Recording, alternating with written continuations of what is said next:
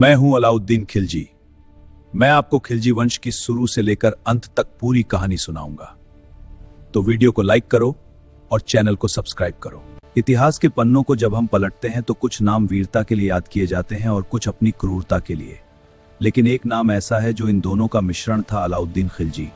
वह केवल एक सुल्तान नहीं था, वह एक तूफान था जिसने पूरे हिंदुस्तान की सियासत को बदल कर रख दिया। अलाउद्दीन, जिसके बचपन का नाम अली गुरशास्प था, एक ऐसा शख्स था जिसकी त्वाकांक्षाओं की कोई सीमा नहीं थी। उसके लिए रिश्ते, वफादारी और खून की कोई अहमियत नहीं थी। इस महागाथा की शुरुआत होती है उस धोखे से जिसने दिल्ली की बुनियाद हिला दी थी।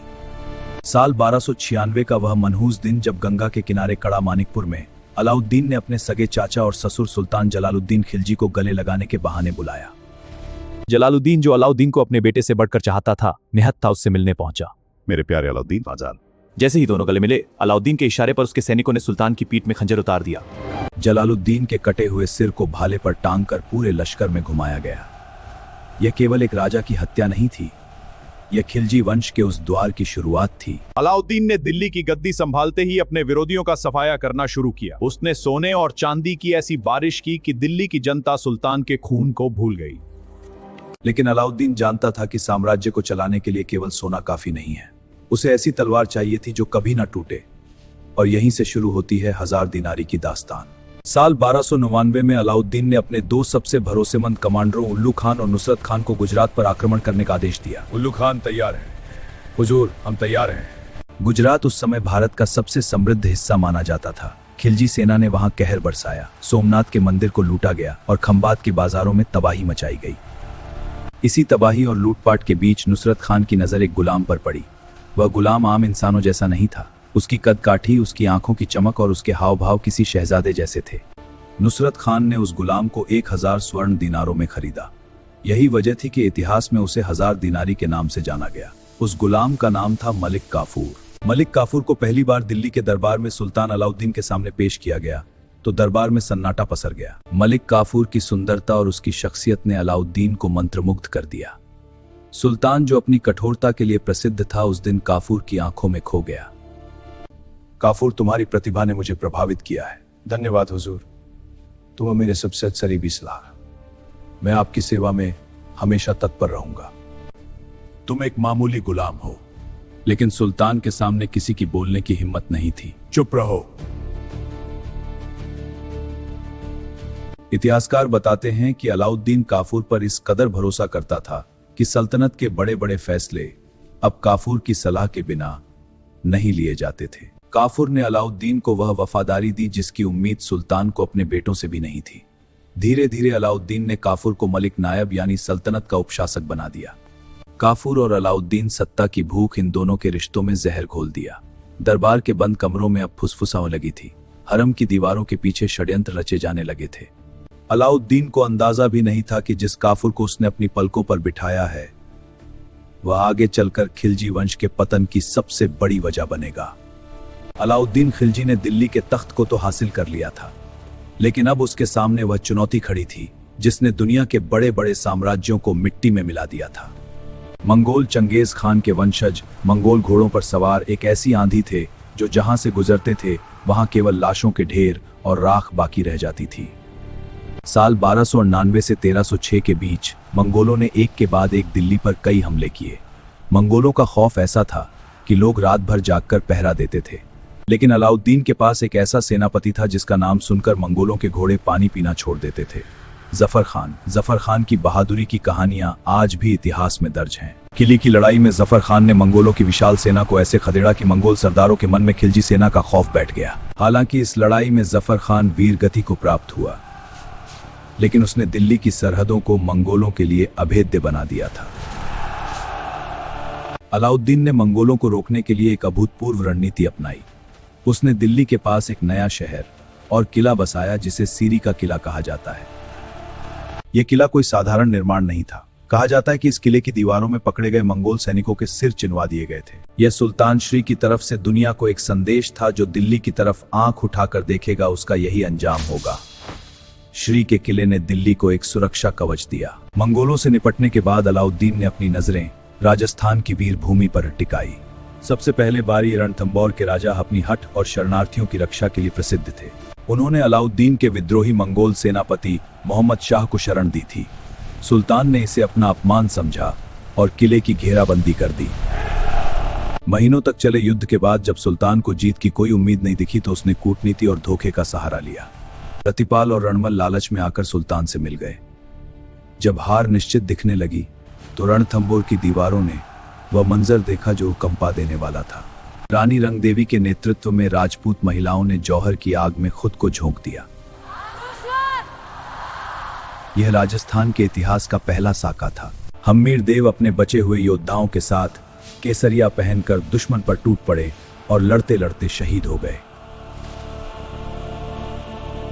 अभी रणथंबोर की राख ठंडी भी नहीं हुई थी कि अलाउद्दीन ने जैसलमेर की ओर रुख किया। जैसलमेर का स्वर्ण किला जो रेगिस्तान के बीच एक पहाड़ी पर खड़ा था, खिलजी सेना के लिए एक बड़ी चुनौती था। रावल जेतसी ने वीरता से सुल्तान का मुकाबला किया। घेराबंदी इतनी लंबी चली कि किले के भीतर अकाल पड़ गया। यहां भी वही इतिहास दोहराया गया। हजारों राजपूत वीरांगनाओं ने अपनी अस्मत की रक्षा के लिए जौहर की अग्नि को गले लगाया और वीर योद्धाओं ने अपना बलिदान दिया। इन सफलताओं के बाद अलाउद्दीन की भूख और बढ़ गई। उसकी नजर अब मेवाड़ की आन बान शान चित्तौड़ के किले पर थी। उसने सुना था कि चित्तौड़ की रानी पद्मिनी की सुंदरता बेमिसाल है। राघव चेतन नाम के एक ब्राह्मण ने सुल्तान के मन में पद्मिनी को पाने की आग लगा दी थी। सुल्तान ने अपनी विशाल सेना के साथ चित्तौड़ को घेर लिया। राजा रतन सिंह और उनके सेनापति गोरा बादल ने बहादुरी की मिसाल पेश की। महीनों तक चली घेराबंदी के बाद जब किला फतह हुआ तो सुल्तान के हाथ केवल राख लगी है। रानी पद्मिनी के नेतृत्व में हजारों वीरांगनाओं ने सुल्तान के नापाक मंसूबों को नाकाम करने के लिए जौहर की धकती आग में छलांग लगा दी। चित्तौड़ की दीवारों पर राजपूतों के खून और महिलाओं के बलिदान की गाथा सदा के लिए अमर हो गई। इन जीतों ने अलाउद्दीन को पूरे उत्तर भारत का निर्विवाद सम्राट बना दिया। जैसे जैसे खिलजी साम्राज्य बढ़ रहा था, अलाउद्दीन का स्वास्थ्य गिरता जा रहा था और सुल्तान कमजोर हो रहा था। मलिक काफूर की परछाई दिल्ली के तख्त पर गहरी होती जा रही थी। एक वक्त था जब अलाउद्दीन खिलजी के नाम से हिंदुस्तान की जमीन कांपती थी। 1310 के बाद अलाउद्दीन का शरीर उसका साथ छोड़ने लगा था। उसका शरीर सूज गया था, सांसें उखड़ने लगी थी और वह भयानक दर्द से गुजर रहा था।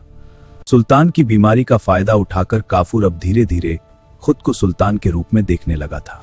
जनवरी 1316 की वह काली रात आ पहुंची जब दिल्ली के सुल्तान की आखिरी घड़ी करीब थी।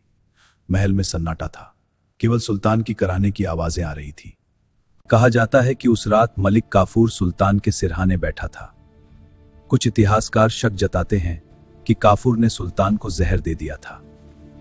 4 जनवरी 1316 को अलाउद्दीन खिलजी ने अपनी आखिरी सांस ली। काफूर ने अलाउद्दीन की लाश को आनन फानन में दफना दिया और सुल्तान के सबसे छोटे बेटे 6 साल के शहाबुद्दीन उमर को नाम मात्र का सुल्तान बना दिया। असली ताकत अब काफूर के हाथों में थी। वह मलिक नायब से अब सुल्तान का रक्षक बन गया था। अलाउद्दीन के वफादार अंगरक्षक और बाकी शहजादे अब काफूर के खून के प्यासे थे। मलिक काफूर ने सोचा था कि वह नन्हे शहजादे शबुद्दीन को ढाल बनाकर ताउम्र राज करेगा, लेकिन कुदरत को कुछ और ही मंजूर था। काफूर का शासन केवल 35 दिनों तक चला। एक रात जब काफूर अपने कक्ष में सोया था, इन्हीं अंगरक्षकों ने उसके सीने में खंजर उतार दिया। 1000 दिनारी का अंत उसी महल में हुआ जहां उसने अपनी शक्ति का महल खड़ा किया था। काफूर की मौत के बाद अलाउद्दीन का एक और बेटा मुबारक शाह खिलजी गद्दी पर बैठा। मुबारक शाह का एक चहेता गुलाम था खुसरो खान। वह गुजरात के बराड़ू समुदाय का एक हिंदू था जिसने मजबूरी में इस्लाम कबूल किया था। मुबारक शाह खुसरो के प्यार में इस कदर अंधा था कि उसने सल्तनत की सारी चाबियां उसे सौंप दी। खुसरो खान के मन में अपने समुदाय के प्रति वफादारी और खिलजियों के प्रति नफरत अभी भी जिंदा थी। साल 1320 की एक भयानक रात खुसरो खान ने अपने बराड़ू साथियों के साथ मिलकर महल के अंदर कत्लेआम मचा दिया। मुबारक शाह अपनी जान बचाने के लिए हरम की ओर भागा, लेकिन खुसरो के सैनिकों ने उसे पकड़ लिया और उसका सिर कलम कर दिया। मुबारक शाह का कटा हुआ सिर महल के आंगन में फेंक दिया गया। यह खिलजी वंश के शासन का आधिकारिक अंत था। मैं खुसरो खान अब सुल्तान घोषित करता हूं और नासरुद्दीन खुसरो शाह के नाम से तख्त पर बैठता हूं। उसके शासनकाल में दिल्ली के महलों में एक बार फिर हिंदू देवी देवताओं की मूर्तियां स्थापित की गई। खुसरो खान ने खिलजी वंश की सभी रानियों और महिलाओं को अपने सैनिकों और रईसों के बीच बांट दिया। यह खिलजी वंश के लिए सबसे बड़ा अपमान था। जिस वंश ने हजारों राजपूत महिलाओं को जौहर करने पर मजबूर किया था, आज उसी वंश की महिलाएं दूसरों की दासी बन रही थी। लेकिन खुसरो खान का यह शासन भी ज्यादा दिन नहीं टिका। उत्तर पश्चिम सीमा के रक्षक गाजी मलिक को जब दिल्ली के इन हालातों का पता चला तो वह आग बूला हो गया। इस्लाम खतरे में है। उसने अपनी विशाल सेना के साथ दिल्ली की ओर कूच किया। खुसरो खान और गाजी मलिक के बीच दिल्ली के बाहर भीषण युद्ध हुआ। खुसरो खान बहादुरी से लड़ा, लेकिन गाजी मलिक के फौजी अनुभव के सामने वह टिक नहीं सका। खुसरो खान को पकड़ लिया गया और उसका कत्ल कर दिया गया। गाजी मलिक जब महल के अंदर दाखिल हुआ तो उसने देखा कि खिलजी वंश का कोई भी वारिस जिंदा नहीं बचा था। अलाउद्दीन के लगभग सभी बेटे और पोते या तो मार दिए गए थे या अंधे कर दिए गए थे। मजबूरन रईसों ने गाजी मलिक को ही सुल्तान चुन लिया और यहीं से तुगलक वंश की शुरुआत हुई। उम्मीद है कि आपने वीडियो को अंत तक देखा होगा और आपको पसंद भी आया होगा।